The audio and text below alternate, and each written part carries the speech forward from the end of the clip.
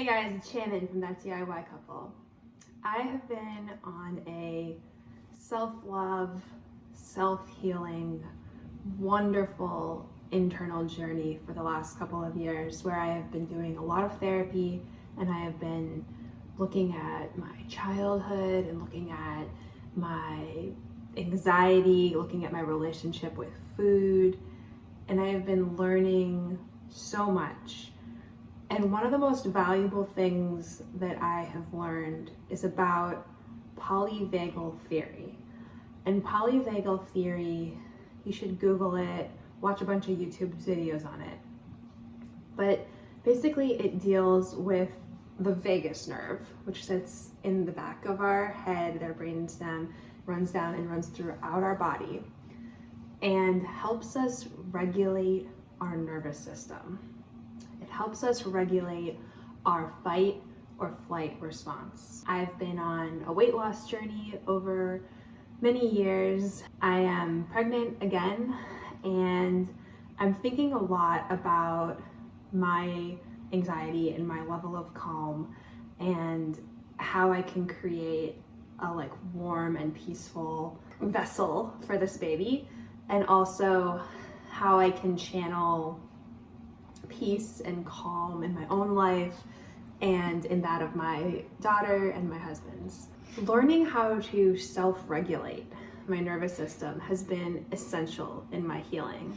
And today I want to share with you guys a very special conversation that I had with Jessica Maguire, who is an expert on the vagus nerve, who teaches people how to heal their nervous system through her understanding of vagal tone, doing exercises to restore, to use neuroplasticity to get people to a state where they are calm and regulated, and to build inner resilience. I absolutely fell in love with Jessica's Instagram account, Repairing the Nervous System, when I did a deep dive into polyvagal theory a couple of years ago. It's repairing_the_nervous_system.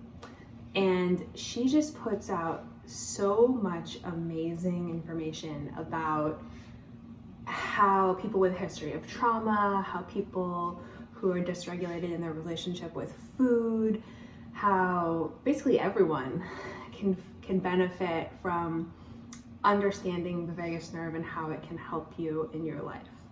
And so I reached out to her and I asked her if I could interview her about her work, and I want to share that conversation with you guys today. I'm going to ask her to explain what is polyvagal theory, what is the vagus nerve, what is vagal tone, and as there are a lot of folks on this channel who struggle with their weight and who are on a healing journey with regards to weight loss, I'm going to ask her about the interplay between all of this stuff and people who have a complicated relationship with food. And I think you guys are going to get so much out of this conversation. I'm so pleased to share it with you now. With that, let's cut to it.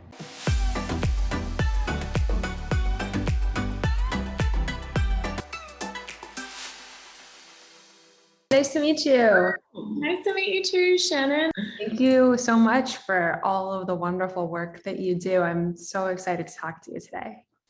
It's a pleasure. Thanks for being a part of the masterclass. It was amazing. I've rewatched it 3 times. I learned so much. You packed so much into 2 hours. It was incredible. I was just telling folks a little bit about you. I gave a little bit of an intro to you and your work. And I'm excited to just ask you a couple of questions so that we can educate my audience about the vagus nerve, about the nervous system, the promise of neuroplasticity, and to talk a little bit about you and the wonderful work that you do. Sure. So my first question for you is just for the very big beginner, a huge newcomer, what is the vagus nerve? Sure. So the vagus nerve is one of what we call the cranial nerves, and we've got several of them, but this is the biggest one, and it runs from our brainstem all the way down to our colon, so down into the intestines as well, and it's touching almost every organ along the way. So it's more like a number of connections rather than one nerve. So we have left and right parts, and then we have parts that go to our heart and our lungs. We have parts that connect up to our face and our ears, and also into the muscles to do with speech and communication. And then we have a branch that goes down into the gut as well. So the different parts have different functions, but if we get to understand where that anatomy is or where it travels, it gives us a bit of an idea of what its role is. And so 80% of its fibers carry information from the body and the organs up to the brain. So this is really, when we look at its main role, it's actually detecting what's going on, if we're safe, if we're not, and it's communicating that up to the survival brain, which is the lower centers in our brain, and that then changes the 20% of the fibers that come down from the brain to the body. And these fibers have a regulating role. So they regulate the beat of our hearts, our breath, they regulate what's happening with our digestion. And so what we see is that under stress, there may be a loss of that regulation. And so this is where we can see that we can have chronic health issues following on from chronic stress and trauma. Fantastic. Yeah, it sounds like it's basically the superhighway of the nervous system, right? Like sending messages back and forth. When you say that it starts at the brainstem, a lot of the viewers on my channel are on a weight loss journey, and they follow a program. Many of them follow a program called Bright Line Eating, which the author of that book talks about the way that when we are eating very high,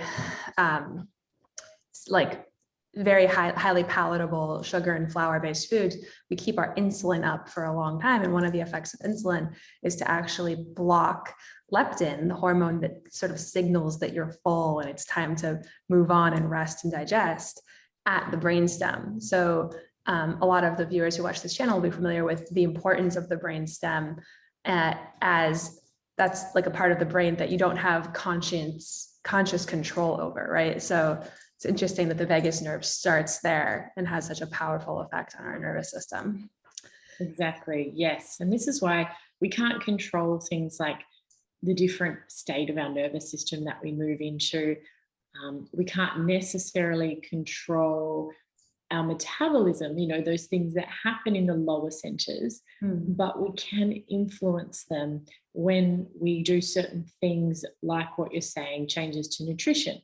And it's a little bit the same with the vagus nerve. We can change it when we talk its language, which is tapping into things that are more coming from in the body up to the brain. Isn't that amazing? I just got chills as you say that. It's just such a wonderful promise for anyone who's experienced sort of chronic and long-term stress, for anyone who has health issues, that you can actually do things to shape your body and your brain in that way. So tell me about polyvagal theory. This is a buzzword I'm hearing all over the place in the health community. What is polyvagal theory? Sure. So polyvagal theory was created by Dr. Stephen Porges, who is a wonderful scientist. His work is just fantastic, and he's been doing this for a long, long time. But the old way we used to look at the autonomic nervous system, which is the part of our nervous system that deals with stress, was we just looked at having two branches. So we have the sympathetic nervous system and the parasympathetic. So the sympathetic, I like to think of as like the accelerator on a car. So when we want to go faster, when we need to focus, when we need to deal with challenges, it lets that energy into our system, which is great if we need to have vitality, passion, to really push ourselves.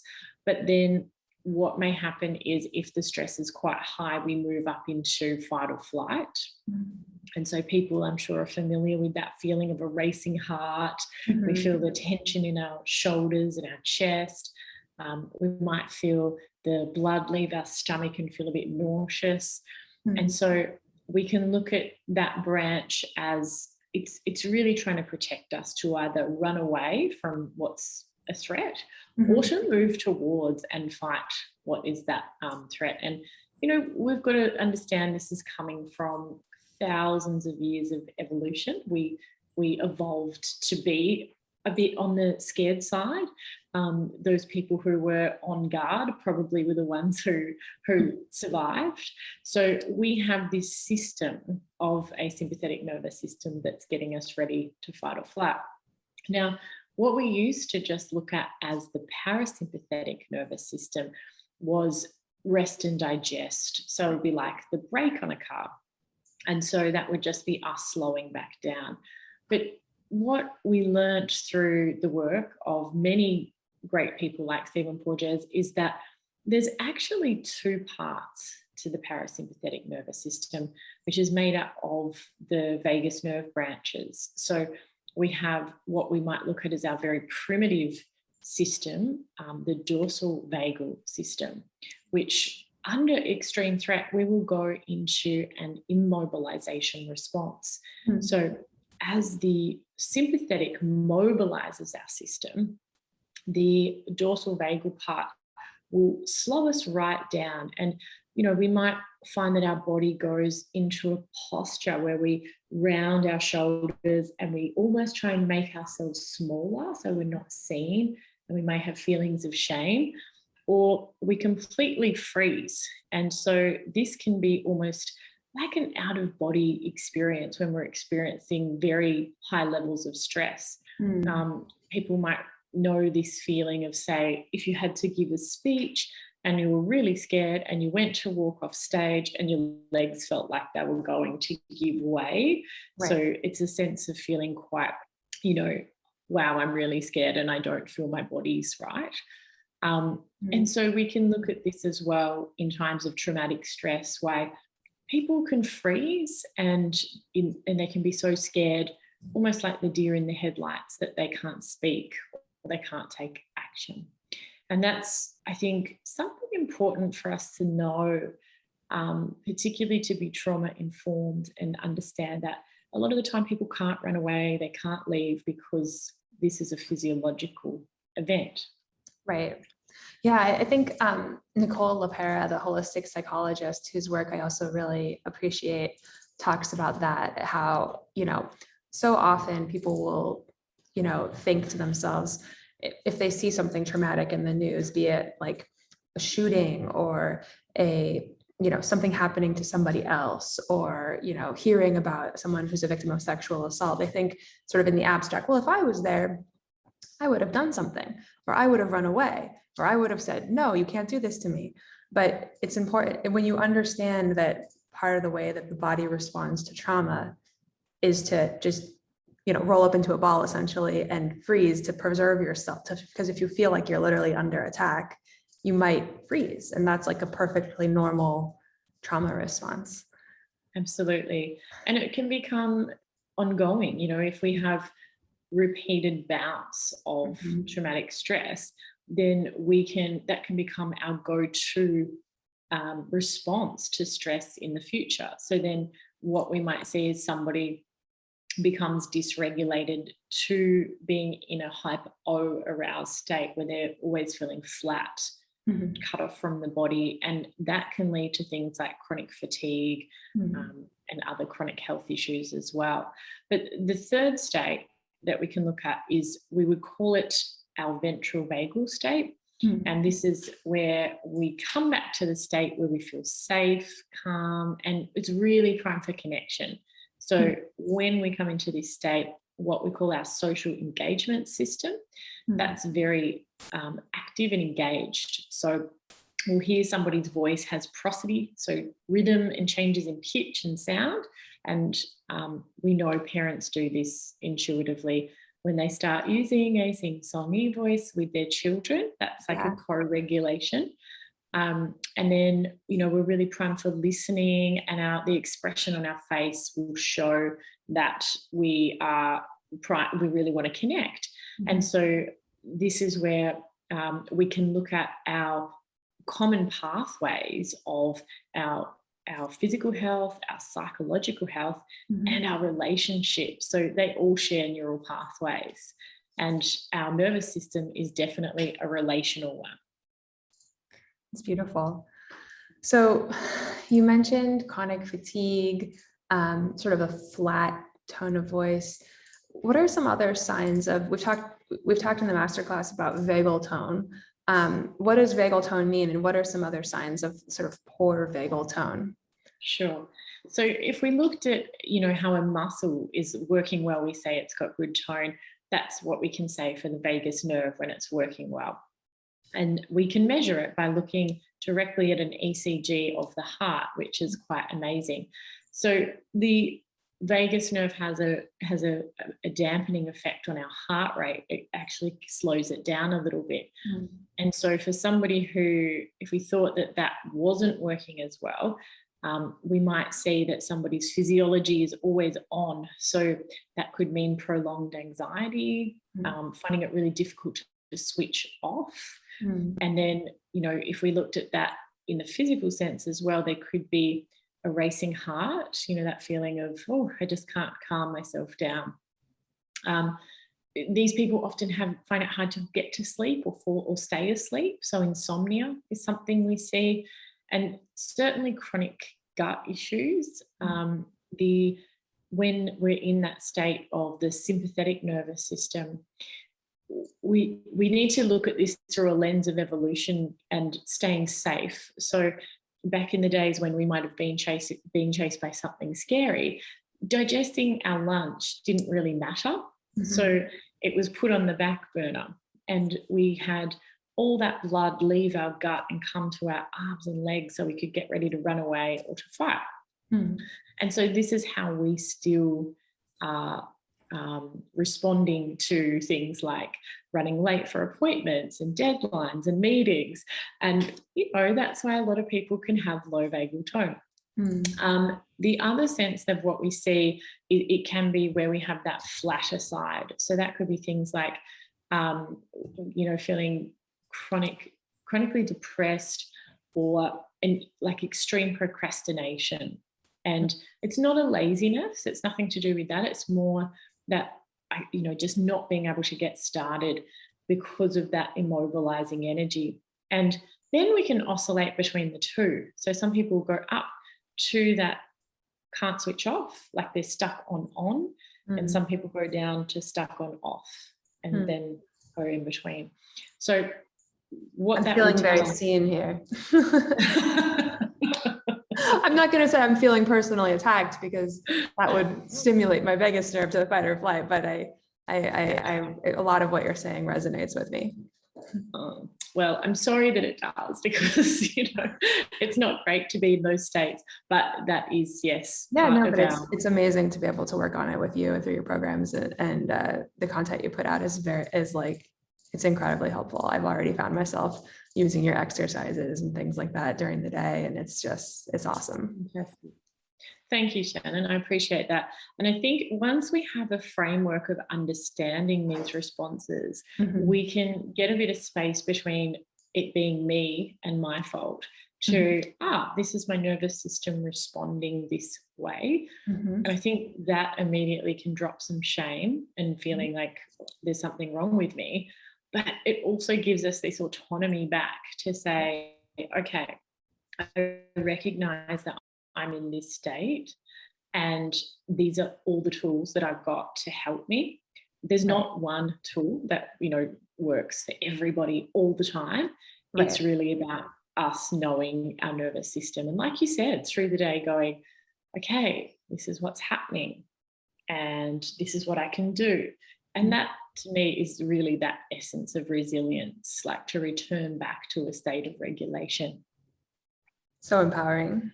So many of our viewers, as I mentioned, are on a weight loss journey. And so my question for you is, what do we know about the vagus nerve, poor vagal tone, and patterns of addictive eating or like overeating. For me personally, in the absence of being able to regulate myself historically, when I was significantly overweight, I would often find myself turning to food for comfort. Like in its periods of stress, excitement, whatever, I would just instinctively eat something to sort of help me cope with any sort of uncomfortable feelings. And my question is what's the relationship there with the vagus nerve and vagal tone? Sure. And I think a lot of people would relate to what you're saying. So, yes, food can be used as a way to soothe our nervous system. Mm-hmm. And if we look at the vagus, its role, it actually does connect to the muscles to do with sucking. So for babies, breastfeeding and the co-regulation from a parent would have certainly been what soothed a baby. So if we go right back, the development of the vagus nerve to have its full capacity happens in the last trimester of when our mother's pregnant with us, and also it happens in the first few years of life. And so how our areas to do with self-regulation in the brain, but also the vagus nerve develop, is through that co-regulation of a parent or early caregiver. Now, what might be interesting is to look at things like babies that were born prematurely, who spent time in, the cribs where they were away from their parents and getting that touch. So that sense of soothing might not have been there. And that is something that I think it's important to keep in mind if we know that we have those things in our history. Children that were adopted that didn't get that skin-on-skin contact. So when our parents are co-regulating us and soothing our nervous system, that sets the foundation for the nervous system that we have as we get older. And I think that for that sense of, for many people, there may have been events in their childhood that interrupted that. There may have been a one-time event. We can look at what's called the ACEs study, which actually looked at children with adverse experiences. And so I think it's good to have a little bit of an understanding of our own personal history, but also for you to have the hope that we can change that too. We can do a lot of things to cultivate soothing. But the reason why I think it's important to be aware of this is that, again, it reduces the shame, because what I could see as one thing is perpetuating the eating cycle. So say if we use food to self-soothe, then we're going to feel worse and have more shame. And then that's going to increase our anxiety. And then we're going to have more food. And then it can just keep going.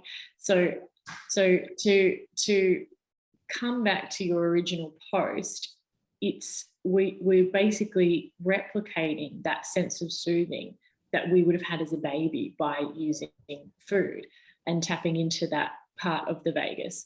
And so what we can certainly do is build our regulation in ways that don't cause us to overeat. And that's finding the things that bring that soothing and regulation to our system in more empowering ways. And again, that means like a toolkit of practices that we can go to, and it really becomes not just what we can do on our own as adults, but what can we do with other people? So who are the people that bring us co-regulation? Because our nervous systems mirror each other. And so if we are really struggling and facing a time where we are under stress, we can harness the nervous system of another person to help us come back to a regulated state. That's awesome. I have so many thoughts on what you just said. I'm a parent to a 1.5-year-old baby girl.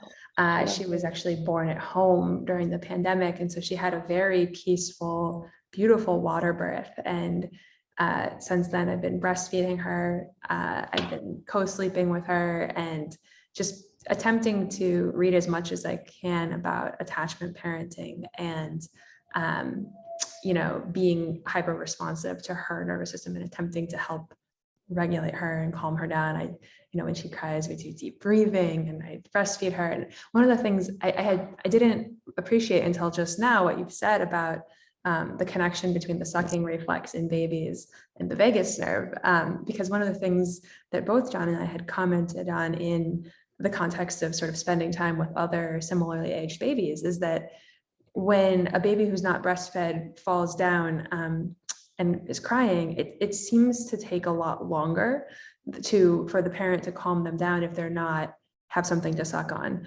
And I was commenting the other day to John, what an amazing invention, the breast, just to be able to sort of immediately calm her at any moment. And it's interesting that the mechanical function there is really that she's activating her own vagus nerve by sucking, which is super fascinating. There's that part of it, and also for you, the release of oxytocin, right? Which will bring you into that ventral vagal state even more, and then she will be mirroring that. So you're getting this beautiful feedback loop of everything that is developing a nervous system to become resilient in this world, because so much of what people talk about in the sense of resilience is this hard approach. And you can certainly see the paradigm shifting in the world of babies and children, where they used to use things like controlled crying. They used to use like, don't spoil your child or baby. But today, the Ferber method, cry it out, all of that stuff, it has huge implications for the child's. It's better for the parents because the parents get to sleep through the night, but for the child, they've shown that even if the child stops crying, it's because they've gone into this shutdown state that you've described, and they're so stressed that they just shut down, and it's not a calm night's sleep. They've measured the baby's cortisol. The baby's cortisol is like sky high while sleeping. So it has a lot of implications for our generation and how we parent. If people know about that importance of that human connection to the parent to be able to calm the child when distressed. Absolutely. And this is where I still think this is what we're looking at as adults and what we might call codependency. And yes, of course, there is that element where, if we look at it on a spectrum, we could have that sense of not having the independence or the ability to self-regulate on our own at all. But I think we've almost swung too far that we are saying we shouldn't, as adults, still need people when we're stressed. Or it's not okay to lean on others. And I think you can see it with babies, that's how we've grown and wired. But to keep flourishing, we really need these good relationships. We need good communities. We need good support systems that can still allow that sense of co-regulation, because I just find it disappointing that we've created a world that's almost saying we shouldn't need anyone. You can't have a relationship until you're healed. You are being codependent if you lean on other people. And biologically, we evolved to have this part of our vagus nerve that calms us down in connection with other people. We have mirror neurons that are designed for us to, of course, be influenced by how we feel when we look at somebody else. And also we have those powerful chemicals and hormones like oxytocin. That means that we will have responses with other people. And I would love to see that was actually something that we said, this is still okay to happen as we become adults. It's wonderful as you sort of embrace that you feel less week. Like this weekend, my husband is going out of town. It's going to be his first time taking a trip with since we've had the baby. And I'm already a little nervous about it. And so one of the things I did to sort of preemptively plan is I scheduled a bunch of social engagements with people I know will provide me that sort of social sense of connection. And I feel like that's and I did it because I realized I can't live in a vacuum. I can't deal with these emotions essentially by myself. And I think we've all probably come to appreciate that during the pandemic, right? Where we've been isolated from folks. Absolutely. This is wonderful. So quick, wanting to be respectful of your time, just we've talked a little bit about the way that we can work on vagal tone. Just very briefly, like, what is neuroplasticity? What does it promise us in terms of the ability to sort of reshape our nervous system? Sure. So we once thought that the brain or our neural structures were fixed, and we can say that for some certain things they are certainly fixed, but there's parts of our brain that we can change, and we can also change the functioning of our vagus nerve. Now, our brain and our autonomic nervous system learn. So they learn by what we experience through our lives, and they will adapt. So let's say a little girl is out and she goes to pat a dog and the dog knocks her over. Right. She's crying, and a parent or a caregiver really calms her down and then takes her over to the dog and shows her how to pat the dog, and then she feels safe and she's okay again.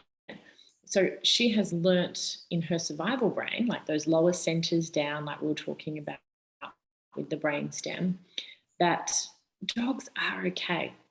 But let's say she didn't have that experience where she was soothed and she had really high levels of fear, and it took a long time for that to calm down.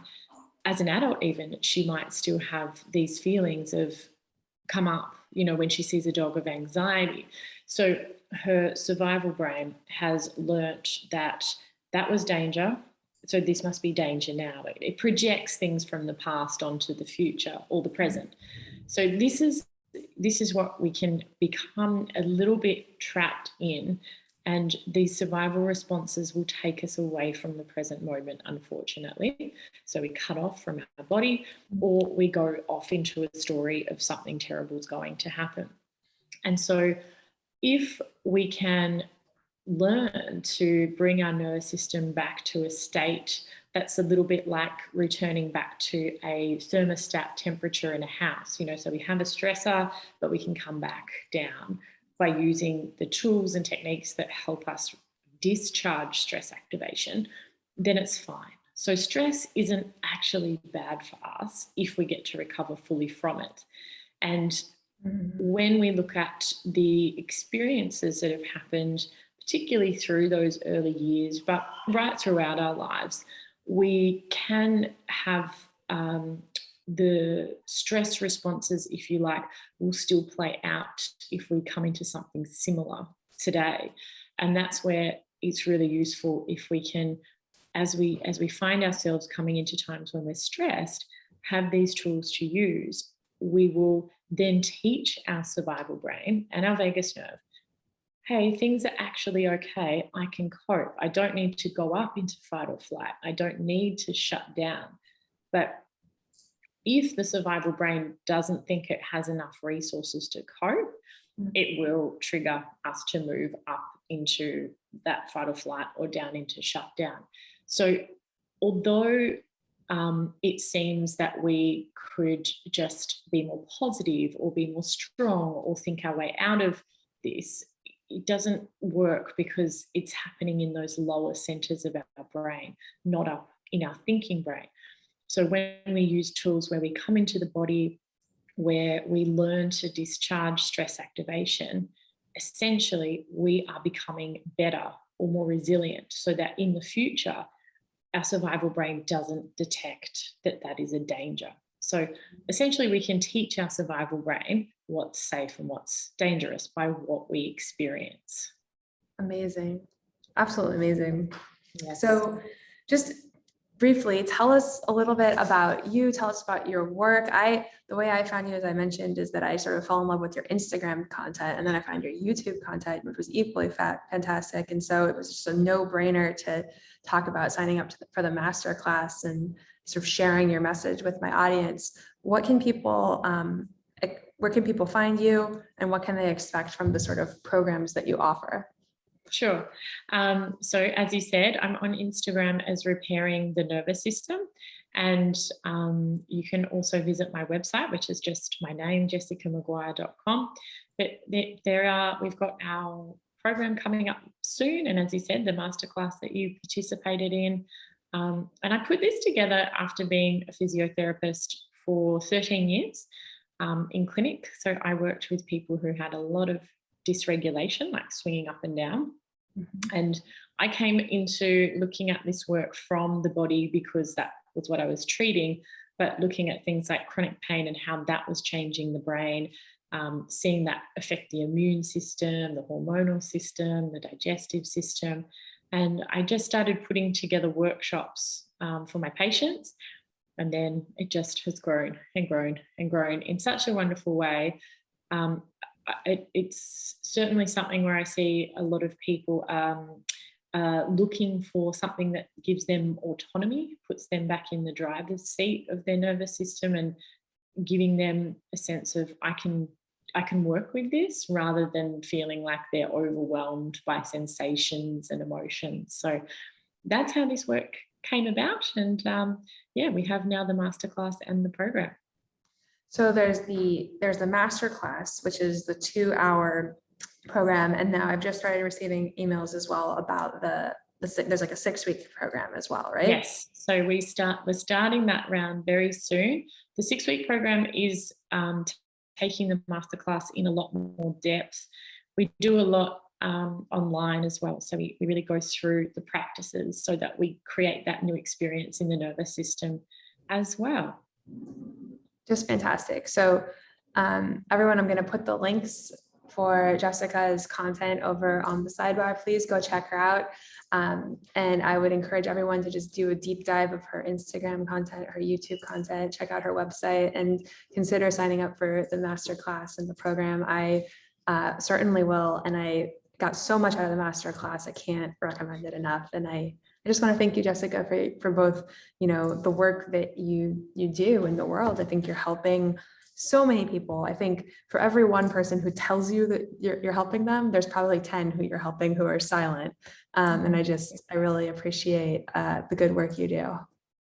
Thank you so much, Shannon, and thanks for the opportunity to be a guest on your show. This is really exciting. Absolutely. Thank you so much. Have a great afternoon. Thank you. Bye-bye. Bye-bye. Bye.